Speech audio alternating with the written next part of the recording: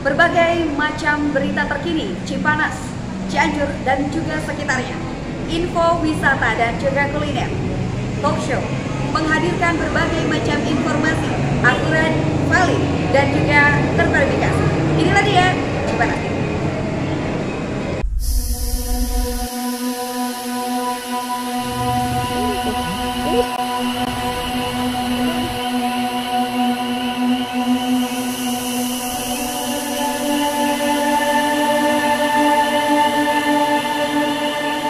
Ribuan warga korban gempa Cianjur, Jawa Barat yang tergabung dalam masyarakat Cianjur menggugat berunjuk rasa ke pendopo Bupati Cianjur terkait carut-marutnya pembagian bantuan gempa yang tidak merata. Warga meminta agar pendataan rumah rusak akibat gempa untuk mendapatkan bantuan tidak tebang pilih. Hingga saat ini masih banyak korban gempa yang rumahnya rusak tidak terdata sebagai penerima bantuan dari pemerintah.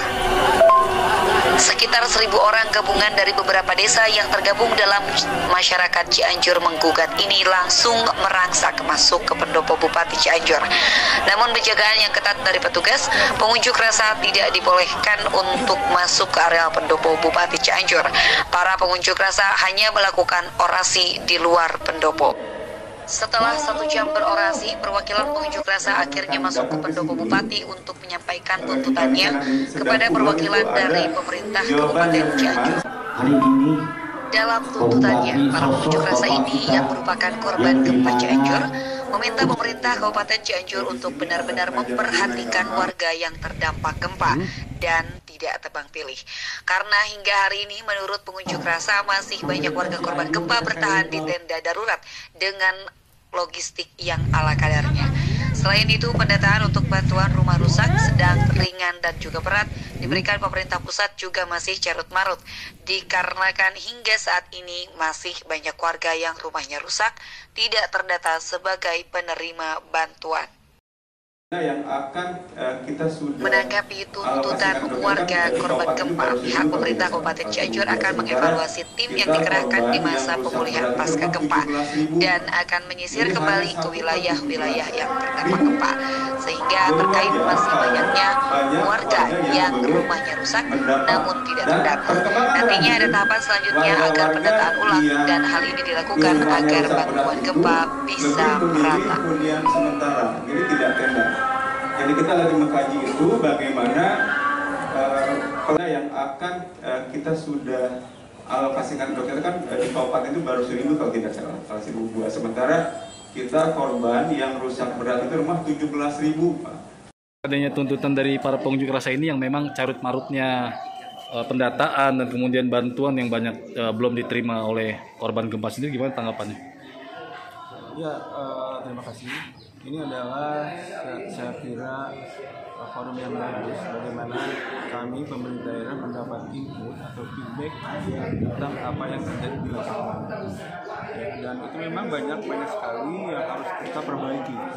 Ya, karena kita juga mengakui bahwa bencana ini begitu masif, dari jumlah korban, dari jumlah logistik, dari jumlah tata laksananya nanti pada saat penanganan ini, memang situasinya dalam koordinasinya perlu diperbaiki lagi.